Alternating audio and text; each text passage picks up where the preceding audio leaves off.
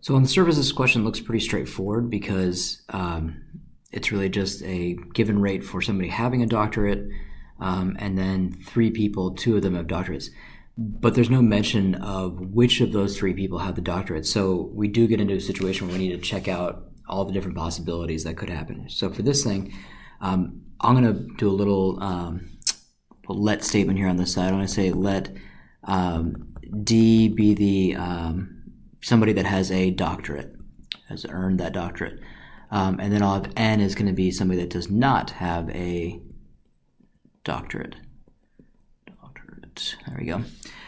So the possibilities that we could end up with here to satisfy this situation is we have a DDN, a DND, or an NDD. Okay, where that's those are the three scenarios where if a first person has a doctorate, second person does too, and third one doesn't, and so on from there.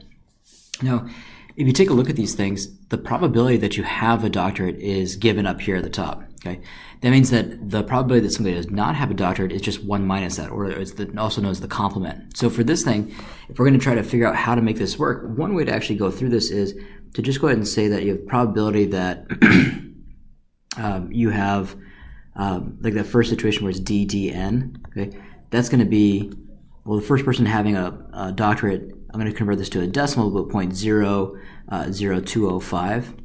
Okay, and the second person also has that. So I'll just go ahead and write this one out, 00205. And then the third person doesn't have it, so it'd be 1 minus that 0.00205. Okay. So we could write all of those out, and for the next one I could do the same thing, but what you're going to notice is that it is the same probability because it's the same three numbers being multiplied, and through the commutative property we could just switch those around and have them be the same thing. So another way to think about this is we could just say that